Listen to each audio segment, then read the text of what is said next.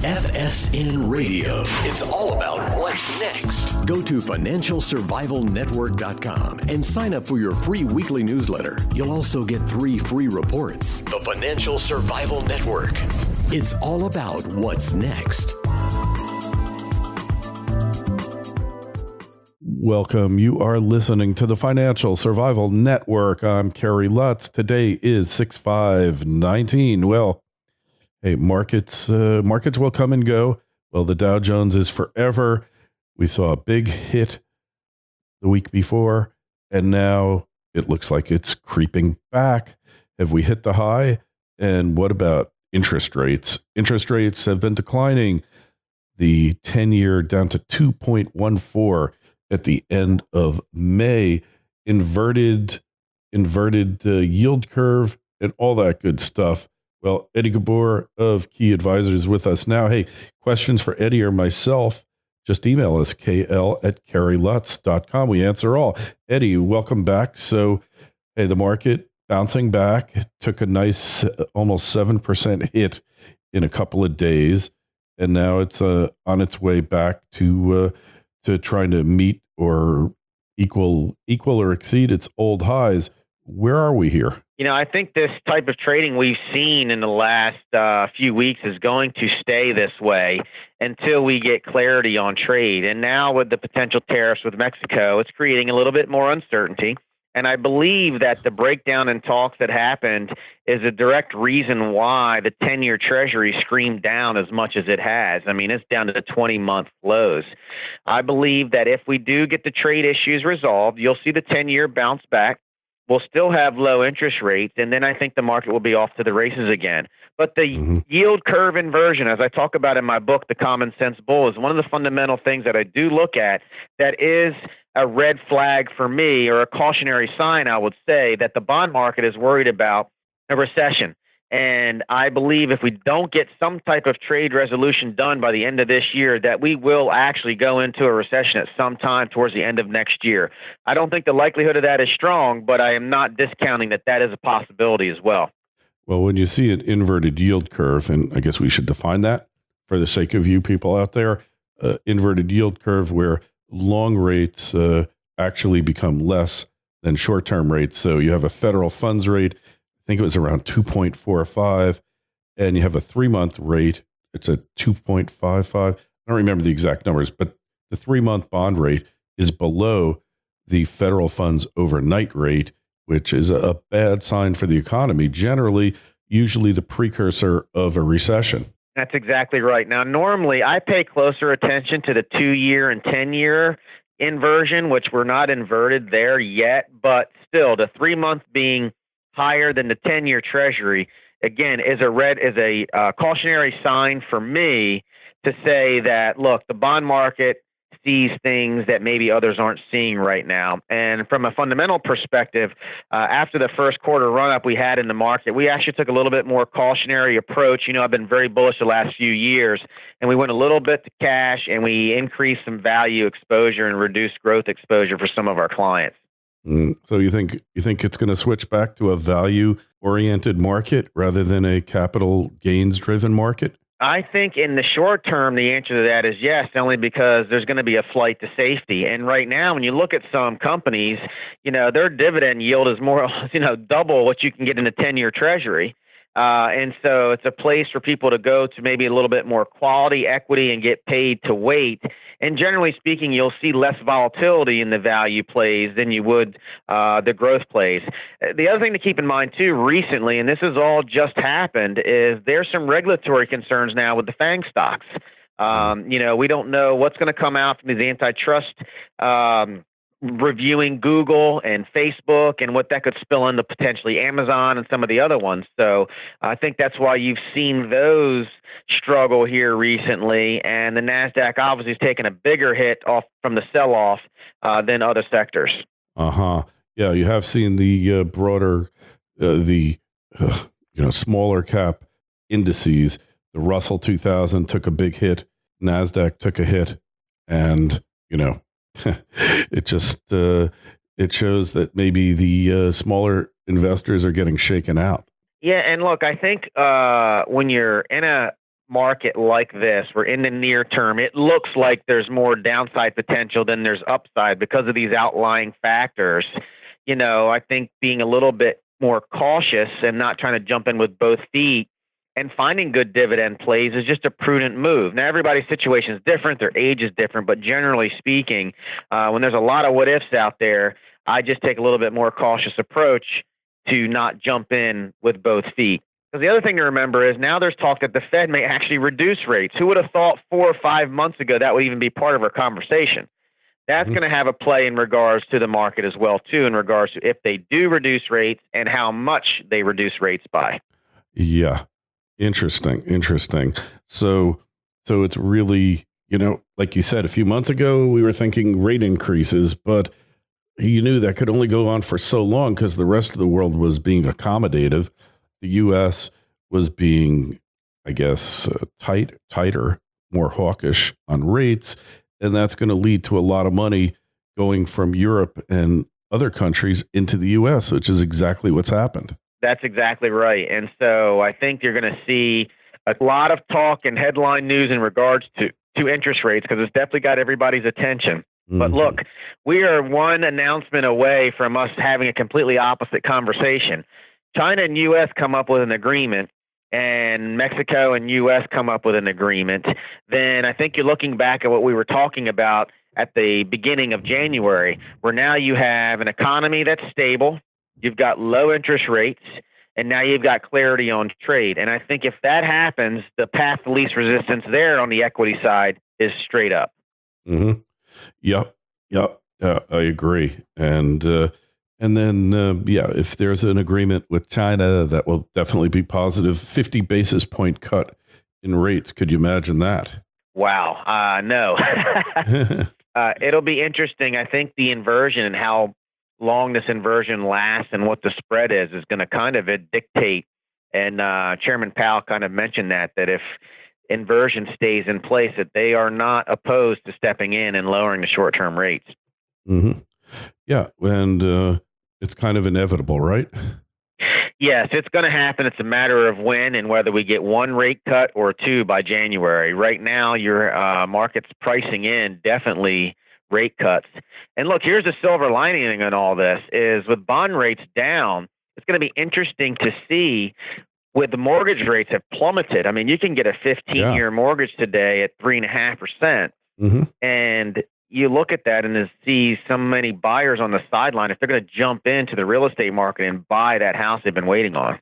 Yeah. So you think there's a lot of people really waiting on the sidelines for this? FSN Radio. It's all about what's next. Egypt is on the verge, once again, becoming a world-renowned gold producer. The golden age is being rediscovered. For millennia, ancient Egyptian kingdoms prospered from unparalleled riches. Pharaohs built their empires and flaunted their abundant wealth that was made possible by the country's resource-rich gold deposits. Despite this rich history, modern Egypt remains one of the most underdeveloped gold mining countries in the world. Aton Resources is at the center of the modern Egyptian mining world, diligently working both as the only public exploration company in Egypt today and as the advocate for mining reform with the Egyptian government. However, those that arrive early like Aton will reap the best rewards. Aton's discovery of the legendary Lost Mountain of Gold at Rodruin and its current aggressive drilling program there could potentially reap those rewards. Aton Resources is focused on its 100% owned Abu Marawat concession in the Arabian-Nubian Shield, located 200 kilometers north of Centamin Sakari's world-class gold mine. Aton possesses first-mover advantage in the under-followed jurisdiction of Egypt, which is currently undergoing mining reform. To stay on top of Aton's latest drill results and news, go to atonresources.com. Aton trades on the Toronto Venture Exchange under the ticker AAN and on the OTC under the ticker ANLBF. The Financial Survival Network. It's all about what's next. Well, I think when you look, home ownership is actually down, relatively speaking, nationally.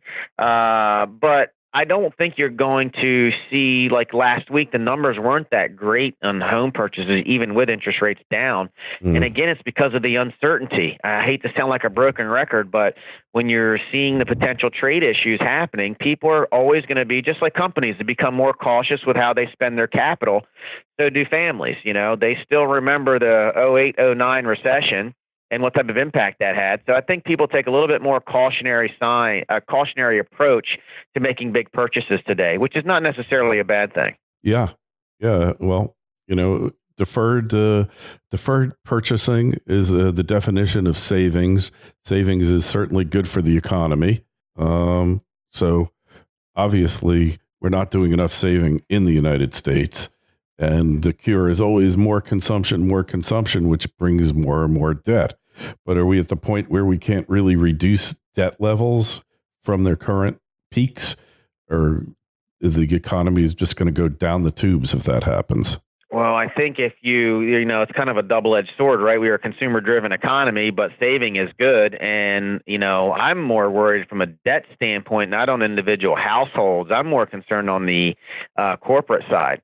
I think there's a lot of corporate debt out there. And to your point earlier with some of these small companies, if they don't have the revenue to cover their debt service, if we have a slowdown economically, I worry about that causing the next recession in regards to the corporate debt side. Because I feel like on the individual debt side, families are a little bit better capitalized than where they were during the last recession.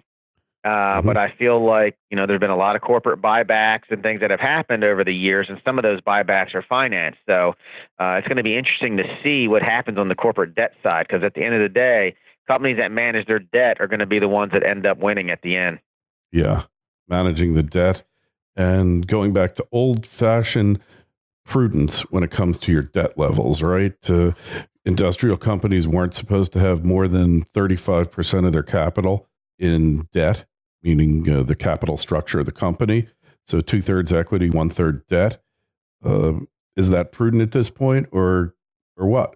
Look, it's funny. I had someone ask me the other day why the title of my book is The Common Sense Bull. And it's because I use a common sense approach to everything I do from the investment side. And that's, to me, being manageable and mindful of debt is common sense. Too much leverage will absolutely destroy you at some point in time. It's really good when things are doing well, but when things slow down, debt is what kills companies. It's what kills individual households, and it can kill countries. And so if you are not managing your debt, you're going to have to pay the piper sooner or later. And if you're not getting ahead of it and reducing your debt to a manageable level, then when we have the next recession, they're going to go out of business or you're going to go bankrupt. Bankruptcy. Yeah, we've seen it before with these LBOs, leveraged buyouts, and these hedge funds, or as Biden would call them, hudge funds, have bought up tons of companies in private equity deals, over-levered them, set them up, capitalize them in such a way that heads they win, tails everyone else loses. And we've seen this over and over again, Eddie. So, a dip in the economy could be an existential threat to thousands of corporations across the world, not just the U.S. Oh, I agree 100%. And unfortunately, people have short-term memory and they continue to do the same bad habits that got them in trouble years ago. And that, again, is just over-leveraging. And what I call is not stress testing themselves. Some of these people do not account for slowdowns and how they would be able to sustain a slowdown. Because as you and I know, there's always going to be some black swan events that happen that we don't even see on the radar screen right now that could cause hiccups. Everything is cyclical. Markets don't go straight up. Economies don't go straight up. There are going to be bumps along the road. And those that are well leveraged are going to be the ones to be able to gobble up the other companies. And those are the ones that are going to win at the end of the day. Mm-hmm. Yes. So a little bit of forethought here can really prevent a lot of problems and provide an opportunity to profit from it all. Yes, and that's why right now I think the flight to quality is prudent. Most of my client base are retired, so we're big believers in dividends. We love dividends, but companies that have a consistent track record of being able to cover their dividend and even increase them. And, when markets soar up, they're not going to be the top performer most of the time. But also when you have 15 and 20% drops in 3 months, they're also not going to be putting you in the poorhouse either. So I think right now to flight to quality on the corporate side of equities as well as fixed income is just a very smart thing for individual investors to strongly consider.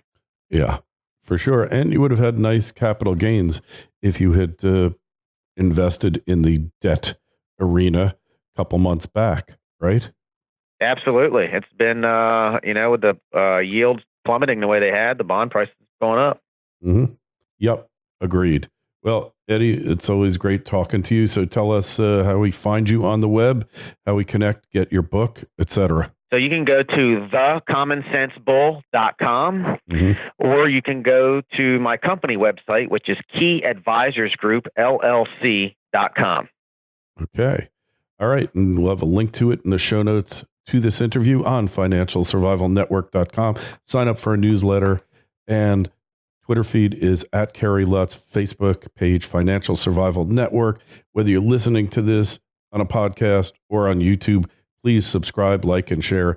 Really helps us a lot when you do that, and really helps me, helps get those ideas out there, which might not be in the mainstream. Probably most of them aren't, but can be very helpful to you. Nonetheless, Eddie, always a pleasure. Thanks so much for coming on. Thank you for having me.